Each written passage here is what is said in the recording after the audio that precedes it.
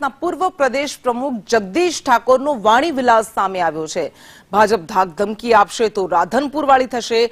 રાધનપુર નગરપાલિકા જો ભાજપની બનશે તો બધા જ ઘર તૂટી જશે તેવું નિવેદન તેમણે આપ્યું છે। ઘર તૂટ્યા બાદ પછી રઘુભાઈને કહેવા ન આવતા રાધનપુરમાં કોંગ્રેસના તમામ ઉમેદવારોને તેમણે શપથ પણ લેવડાવ્યા છે, પરંતુ આ બધા વચ્ચે તેમનો આ વાણી વિલાસ સામે આવ્યો છે। તમામ ઉમેદવારોને પક્ષને વફાદાર રહેવાના પણ તેમણે શપથ લેવડાવ્યા હતા અને સાથે તેમણે કહ્યું કે જો ભાજપે ધાક ધમકી આપી કે સરકારી મશીનરીનો ગેરકાયદેસર ઉપયોગ કર્યો તો રાધનપુર વાળી થશે। રાધનપુર નગરપાલિકા ભાજપની બનશે તો એક જ વર્ષમાં બધા જ ઘર તૂટી જશે અને ઘર તૂટ્યા પછી રઘુભાઈને કહેવા ન આવતા તેવું જગદીશ ઠાકોરે કહ્યું છે। લોકશાહીમાં લોકો મત આલેને હાલવા સરસ ગુલાલ ઉડાડીને લોકશાહીના પર્વને ઉજવો, પણ ધાક ધમકીને સરકારી મશીનરીનો ઉપયોગ જો રાધનપુરમાં કર્યો તો રાધનપુર વાળી થશે। રઘુભાઈ બોલી જવું બધું એટલે બોલું છું કે રઘુભાઈ લડે એવા છે, કાર્યકરને ખભો આપે એવા છે। અને જો તમે ભૂલ્યા તો 12 મહિનામાં એક ઘર રહેવાનું નહીં, પાડી દેશે।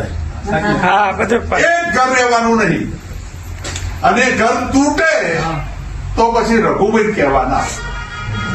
અને કાયદેસર કરવું હોય, હાઈકોર્ટ સુપ્રીમ કોર્ટ ભાજપની સરકાર તૂટીને બની જાય અને કોઈ છાપરાનો વાડો ના હલવા દેવો હોય તો નગરપાલિકા બનાવો।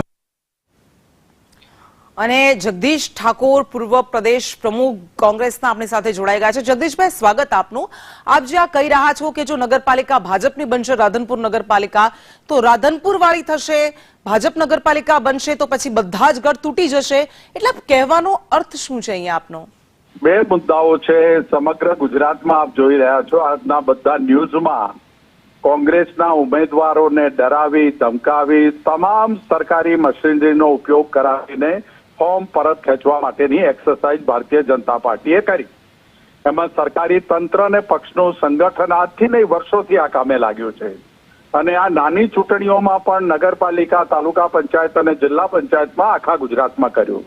રાધનપુર જયારે હું બેઠો હતો ત્યારે જે કોંગ્રેસના ઉમેદવારો હતા એમની આપવીતી સંભળાવતા હતા એ ઘરે રહી ન શકે એટલું પ્રેશર, એટલી લાલચ, એટલું પોલીસનું દબાણ, એમને બહારગામ જતા રહેવું પડે એવી પરિસ્થિતિ હતી। ત્યારે મેં કહ્યું કે લોકશાહીમાં લોકો પોતે સ્વતંત્ર રીતે ચૂંટણી ન લડી શકે અને પોતાને દબાવીને ફોર્મ પરત ખેંચાવે અથવા જીતી ગયા પછી એને મોટી લાલચો આપીને પક્ષ પલટો કરાવીને સરકારો તોડે, તાલુકા પંચાયત, જિલ્લા પંચાયત, નગરપાલિકા તોડે। અને મને બે બાબતો ધ્યાન ઉપર મૂકી કે સાહેબ એટલી બધી ધમકીઓ આપે છે કે અમારે રહેવા એવું નથી। એટલે મેં મારા ભાષણમાં કહ્યું કે હવે પછી અમારા ઉમેદવાર કે કાર્યકરોને જે ધમકી આપશે એના ઘરે અમે ને રઘુભાઈ મળવા જઈશું કે ભાઈ શું કરો, શું ધાર્યું છે તમે લોકશાહીમાં તમને પ્રજા મત આપે તો તમારી નગરપાલિકા બનાવો, અમને પ્રજા મત આપે તો અમે અમારી નગરપાલિકા બનાવીએ।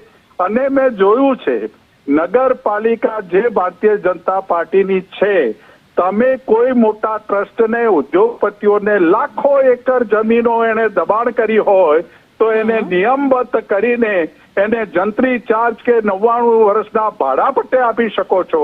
ઝૂંપડાઓ માટે કોંગ્રેસની સરકારોએ કાયદા ઘડ્યા હતા, ભાજપની સરકારોએ કાયદા ઘડ્યા હતા, તો એ અમલ રબારી વસાહત ઓઢવમાં ન થાય, એ સાબરમતીના ખાડિયામાં ન થાય, એ ક્યાંય બીજે જગ્યાએ પણ ધારો કે દ્વારકા કે રાધનપુર વાળી થશે એવું તમે જે કહ્યું છે એનો અર્થ શું છે? રાધનપુર વાળી એટલે શું? રાધનપુરમાં જયારે શંકરસિંહ વાઘેલા ચૂંટણી લડતા હતા એ ચાલુ મુખ્યમંત્રી હતા અને ભારતીય જનતા પાર્ટીની આખી ટીમ અને એ વખતે નરેન્દ્રભાઈ સંખેશ્વર બેસીને હેન્ડલિંગ કરતા હતા। ચાલુ મુખ્યમંત્રી ઉપર 3 વખત હુમલો થયો હતો। મારી વાતને ધ્યાનથી સાંભળજો। ગુજરાતના મુખ્યમંત્રી શંકરસિંહ વાઘેલા ઉપર 3 વખત હુમલો થયો હતો અને પછી રાધનપુરની પ્રજા એવી વિફરી કે ભારતીય જનતા પાર્ટીને ગામડાઓમાં પ્રવેશ બંધી કરી દીધી। કોઈ ભાજપ વાળો ગામડામાં નહીં આવી શકે અને ચૂંટણી પૂરી થઈ પછી ધમાલ કરવાની એમણે જે શરૂઆત કરી એટલે રોડ રસ્તા પણ પ્રજા બ્લોક કરીને બેસી ગઈ। એ વખતે રાધનપુર વાળી આ થઈ હતી અને આ વખતે પણ જો રાધનપુરમાં લોકશાહી ઢબ સિવાય પ્રજાના ઉમેદવારોને મતદારોને સ્વતંત્ર રીતે તમે કામ નહીં કરવા દો તો Okay. પ્રજા જે રાધનપુર વાળી શંકરસિંહ વાઘેલા ચૂંટણી લડ્યા એ વખતે કર્યું હતું, આ વખતે પણ પ્રજા એનો પરચો બતાવશે. અચ્છા, યજ્ઞેશ દવે પણ આપણી સાથે જોડાઈ ગયા છે, ભારતીય જનતા પાર્ટી નેતા. યજ્ઞેશભાઈ, સ્વાગત આપનું. આપે સાંભળ્યું કે જગદીશ ઠાકોરે શું કહ્યું કે જો ભાજપ ધાક ધમકી આપે છે તો રાધનપુર વાળી થશે, અને એ તેમણે ટાંક્યું પણ ખરી કે શંકરસિંહ વાઘેલાના સમયે જે સ્થિતિ સર્જાઈ હતી એવી થશે.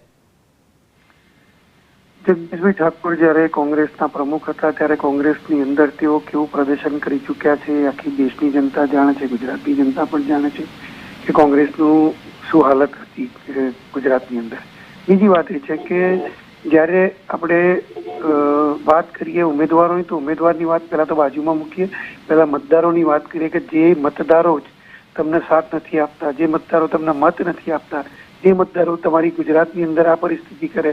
છેલ્લા 11 વર્ષથી ભારતીય જનતા પાર્ટીનું જ્યારે દેશની અંદર શાસન હોય નરેન્દ્રભાઈના નેતૃત્વમાં, ત્યારે તમારી અંદર તમારી જે દશા કરે છે દેશના મતદારો, એટલે જે મતદારો તમને સાથ નથી આપતા, તમારા ઉમેદવારો તમને ક્યાંથી સાથ આપવાના હતા? તમારા ઉમેદવારો તમને એટલા માટે સાથ નથી આપતા, તમારા મતદારો તમને એટલા માટે સાથ નથી આપતા, નથી તમારી જોડે નેતૃત્વ, નથી તમારી જોડે કોઈ નીતિ, નથી તમારી જોડે કોઈ વિકાસની રાજનીતિ, કે નથી કોઈ તમારી જોડે કોઈ મુદ્દા. એટલા માટે તમારી પરથી મતદારો વિમુખ થાય છે, તમારા ઉમેદવારો વિમુખ થાય છે, અને એને તમે ધાક ધમકી કહો છો. એટલે જે ઉમેદવારો તમારા જાય છે, ઉમેદવારો સ્પષ્ટ કરી જાય છે કે અમને ભારતીય જનતા પાર્ટીની અંદર જવાને પ્રશ્ન ઉપસ્થિત નથી, પરંતુ અમને કોંગ્રેસના નેતૃત્વ પર ભરોસો નથી, કોંગ્રેસના નિશાન પર અમે જો ચૂંટણી લડવા જઈશું તો અમે જીતીશું નહીં, અને કોઈ ખરાબ પ્રદર્શન કરશે. આ પરિસ્થિતિ છે, એના કારણે એમના ઉમેદવારો એમના છટકે છે. એમણે એમ પણ કહ્યું કે જો રાધનપુર નગરપાલિકા ભાજપની બનશે તો બધા ઘર તૂટી જશે, એટલે આ ડેમોલિશન તરફ સંકેત છે. અને તમે એમ પણ સાંભળ્યું કે ઉદ્યોગપતિઓ પોતાની વગ વાપરે છે, એટલે એમના ગેરકાયદેસર દબાણો દૂર નથી કરતા, ગરીબોના કરી દેવાય છે, જેવું ઓઢવમાં કરાયું એવું જગદીશ ઠાકોરનું કહેવું છે. બેફામ વાળી વિલાસ માટે જગદીશભાઈ ઠાકોર પંકાયેલા છે, એટલે એમના કોઈ નિવેદન માટે અમે કોઈ ટિપ્પણી કરવા માંગતા નથી, કારણ કે ગમે તે નિવેદન કરી જવાબ આપવાની તૈયારી રાખો, જવાબ આપવાની તૈયારી રાખો. બેફામ વાણી વિલાસ ભાજપની ગળથુથીમાં છે, અમારામાં ન હોય. પ્રજા જોવે છે, એટલા માટે નહીં, એટલે પ્રજા જોવે છે, પણ તમે કરવા નીકળ્યા છો ને, અને જે ધાક ધમકીથી આ ફોર્મ પાછા ખેંચાયા છે એ પણ પ્રજા જોવે છે. એક ડરનો માહોલ આખા દેશમાં તમે ડરનો માહોલ ઉભો કર્યો છે, અને એ પ્રજા જોવે છે તમને. બહુ લાંબો સમય એ ચલાવી લોકો નહીં લે, અને એનો સમય પણ આવશે. 16મીએ જોઈ લઈશું જગદીશભાઈ, 16મીએ પરિણામ આવશે ત્યારે જોઈ લઈશું આપણે, બરોબર? પરિણામ આ ધાક ધમકીથી જો આવવાના હોય તો 30 વર્ષથી પરિણામ તમે લાવો જ છો, પણ એની સામે પ્રજાનું શું? પ્રજાને નથી તમે કાયદેસરના રેગ્યુલેશન થી મકાનો બનાવી આપતા. ગરીબ માણસ ખતમ થવા બેઠો છે. ખેડૂતોની જેટલી યોજનાઓ કરો એનો 1 રૂપિયાનો લાભ નથી મળતો. એ 200-300 પોલીસની ભરતી આવે છે, 20 લાખ યુવાનો ફોર્મ ભરે છે, પેપરો ફૂટી જાય છે. આ દશા ગુજરાતની છે, ને છતાં તમારી સરકાર બને છે, તો મુબારક છે તમને. ઠીક છે યજ્ઞેશભાઈ, છેલ્લો આપનો જવાબ.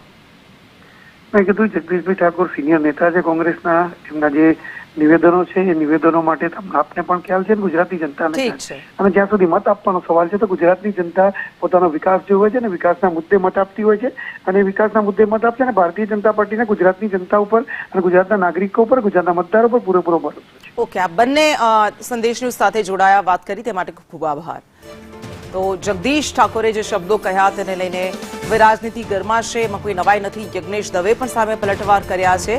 રાધનપુર નગરપાલિકા જો ભાજપની બનશે તો બધા ઘર તૂટી જશે, જો ભાજપ ધાક ધમકી આપશે તો રાધનપુર વાળી થશે, એવું જગદીશ ઠાકોરે કહ્યું. સામે પક્ષે યજ્ઞેશ દવે કહ્યું કે આ સીધી ધમકી તો જગદીશ ઠાકોર આપી રહ્યા છે.